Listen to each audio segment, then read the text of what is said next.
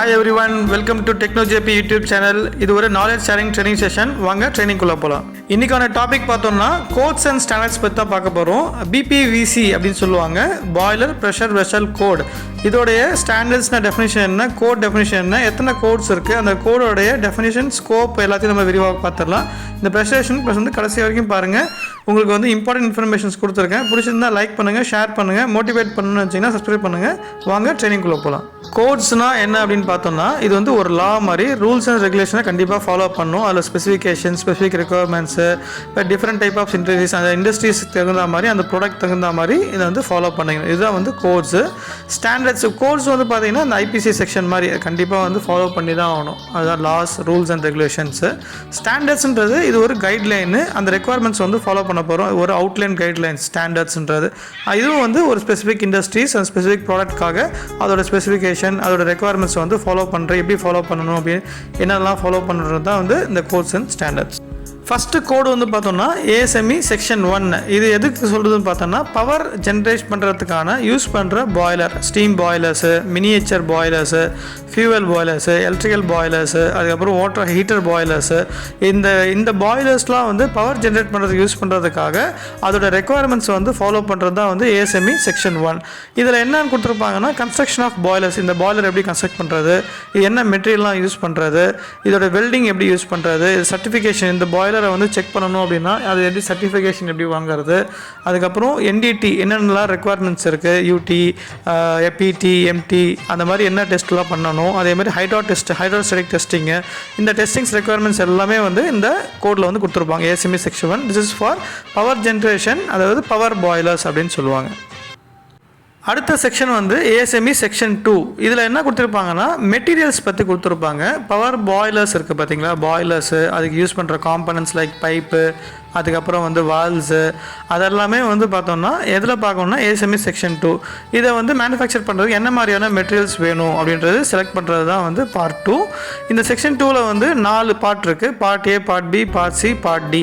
Part A அப்படின்றது வந்து ferrous metals, அதாவது மேக்னெட்டிக் மெட்டீரியல்ஸ் வித் அயன், அந்த எங்கெல்லாம் அயன் கார்பன் இருக்கோ அதெல்லாம் வந்து ferrous metals, steel, carbon steel, கேஸ்டைன் அப்படின்றது.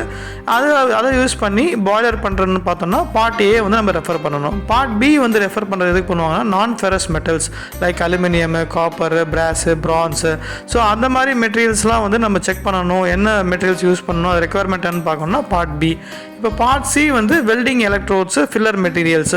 இப்போ இந்த பாய்லரு, பைப்பு அதெல்லாம் வெல்ட் பண்ணணும் அப்படின்னா என்ன மாதிரியான அந்த மெட்டீரியலுக்கான வெல்டிங் ராட் என்ன செலக்ட் பண்ணணும், அதே மாதிரி அதில் இருக்கிற ஃபில்லர் ராட் எப்படி செலக்ட் பண்ணணும், என்ன ப்ராசஸ் பண்ணணும் அப்படின்னு பார்க்குறது தான் வந்து பார்ட் C.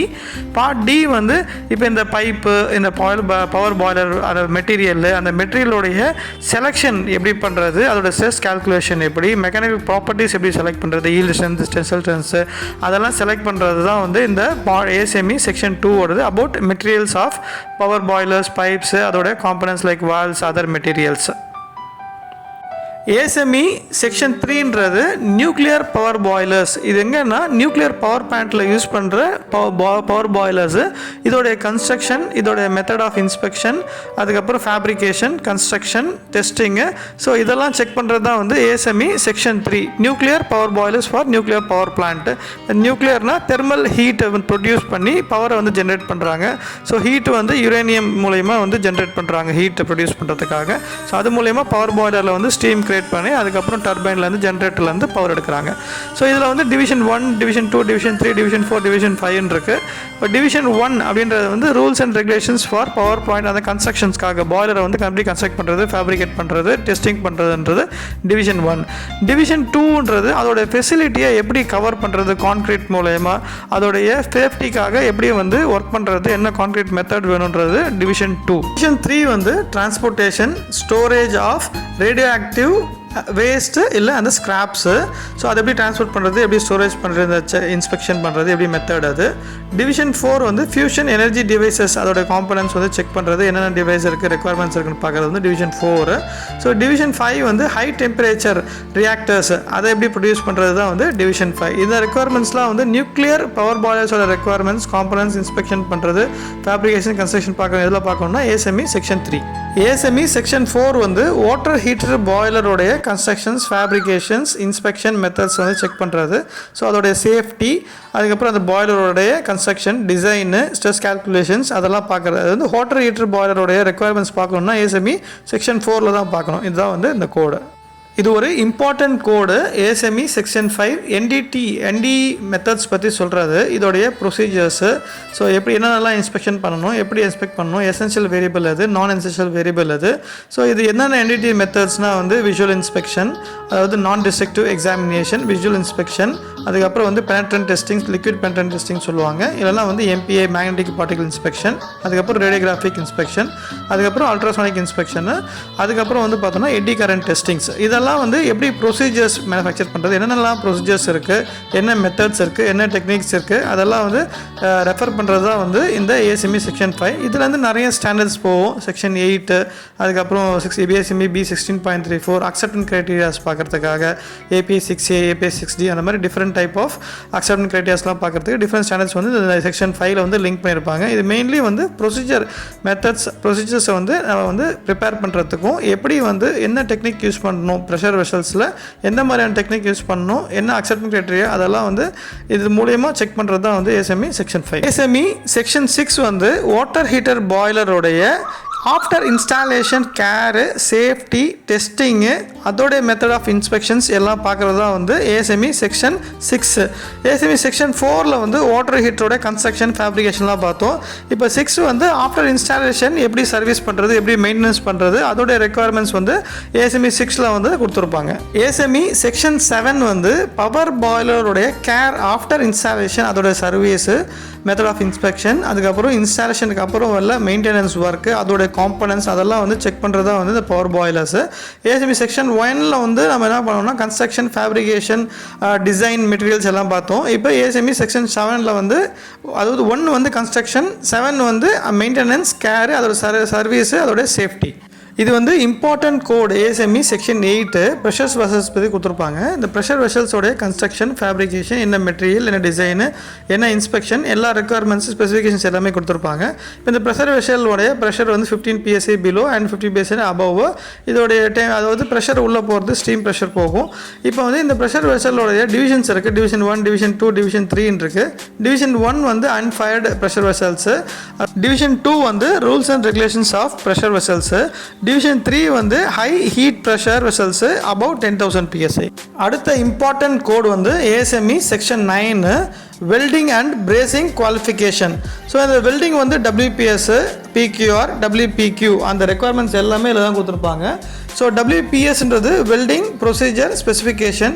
ஸோ இதில் வந்து என்ன கொடுத்துருப்பாங்கன்னா என்ன மாதிரியான வெல்டிங் ப்ராசஸ்ஸு, அந்த ப்ராசஸ்க்கான மெட்டீரியல் செலெக்ஷன்னு, ஸோ என்ன பிளேட்டு, என்ன திக்னஸ்ஸு, அதுக்கப்புறம் என்ன ஜாயின்ஸு, P நம்பர் என்ன, G நம்பர் என்ன, F நம்பர் என்ன, AWS கோட் என்ன, ஸோ இதோடைய ஹீட் ரெக்குயர்மெண்ட்ஸு, ஹீட் ரெசிஸ்டன்ஸு, அதுக்கப்புறம் மல்டிபிள் பாஸு, லேயர்ஸு, அதுக்கப்புறம் வந்து இன்டர்பாஸ் டெம்பரேச்சரு, அதுக்கப்புறம் கேஸாக இருந்ததுன்னா கேஸோடைய என்ன ஃப்ளோ மீடியமு, அதெல்லாம் வந்து ரெக்குயர்மெண்ட்ஸ் எல்லாமே அதில் கவர் பண்ணியிருப்பாங்க. அதுதான் வந்து WPS. இப்போ WPS பண்ணிட்ட உடனே ப்ரொசீஜர் வந்து ரெடியாக இருக்குது. இப்போ என்ன பண்ண போகிறாங்கன்னா அதை வெல்டு பண்ணி ஸோ அதை வந்து டெஸ்ட் பண்ண போகிறாங்க. அதுதான் வந்து PQR procedure qualification record. So இதில் வந்து என்ன மாதிரியான டெஸ்டிங், பென் டெஸ்ட்டா, இல்லை வந்து ரேடியோகிராஃபிக் NDT டெஸ்ட்டா, DP டெஸ்ட்டா, என்ன மாதிரி பென் டெஸ்ட் பண்ணுறது அப்படின்றது எல்லா ரெக்குயர்மெண்ட்டுமே PQRனு செக்ஷன் 9 கவர் பண்ணியிருப்பாங்க. அதுக்கப்புறம் இதை வச்சு வெல்டிங், அதாவது வெல்டிங் முடிச்சாச்சு. இப்போ வெல்டர் பர்ஃபார்மன்ஸ் குவாலிஃபிகேஷன் இதில் தான் வந்து நம்ம பண்ண போகிறோம். குவாலிஃபை எப்படி பண்ணுறது, எத்தனை மெட்டீரியல், என்னென்ன மெட்டீரியல், என்ன திக்னஸ், எல்லா ரெக்குயர்மெண்ட்ஸுமே வந்து இந்த ASME செக்ஷன் 9 தான் கொடுத்துருப்பாங்க. So this is important code for welding qualification of pressure vessels, BPVC boiler pressure vessel code. இப்போ ASME செக்ஷன் 10 என்னன்றது பார்த்துடலாம். Fibre reinforced plastic pressure vessels. இது நிறைய இண்டஸ்ட்ரீஸ் வந்து யூஸ் பண்ணுறாங்க. அதாவது கரோஷன் ரெசிஸ்டன்ஸு, ஸோ என்விரான்மெண்ட்லேருந்து வந்து சேஃப்டியாக இருக்கிறதுக்காக ப்ரெஷர் வெசல்ஸ் ரெடி பண்ணுறது. ஸோ ஃபைபர்ஸ் பார்த்தோம்னா கிளாஸ் ஃபைபர்ஸ் இருக்குது, கார்பன் ஃபைபர்ஸ் இருக்குது. ஸோ இதோட மிக்சர் வந்து பார்த்தோம்னா வித் பாலிமர்ஸு, பாண்டிங் வந்து பாலிமர்ஸு, பாலியஸ்டர்ஸ், எபாக்சி, ஸோ அந்த மாதிரி மிக்சர்ஸ் யூஸ் பண்ணி என்ன பண்ணுறாங்கன்னா ஒரு ரீஇன்ஃபோர்ஸ் பண்ணி ஸோ ப்ரெஷர் வெசல்ஸை வந்து from corrosions and respirations with chemical reactions இல்லாமல் பார்த்துக்கிறது தான் வந்து இந்த code ASME section 10 fibre reinforce plastics for pressure vessels.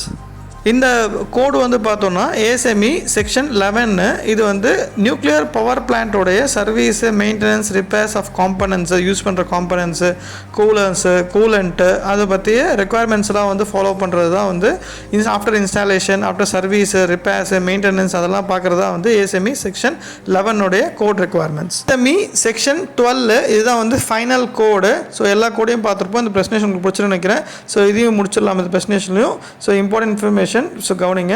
So ASME section 12 வந்து பார்த்தோம்னா டிரான்ஸ்போர்ட்டேஷன் அதோடைய சர்வீஸு கன்ஸ்ட்ரக்ஷன் என்ன டிரான்ஸ்போர்ட்டேஷன் ஆஃப் ஹசார்டஸ் மெட்டீரியல்ஸ், அதாவது high hazardous materials chemicals petroleum fuels அந்த மாதிரி ஹசார்டஸ் மெட்டீரியல்ஸ் கேரி பண்ணுறது. எப்படி கேரி பண்ணுறாங்கன்னா ஹைவேல ஏரில் ரெயிலில் ஓட்டரில் அந்த மாதிரி கேரி பண்ணுறது.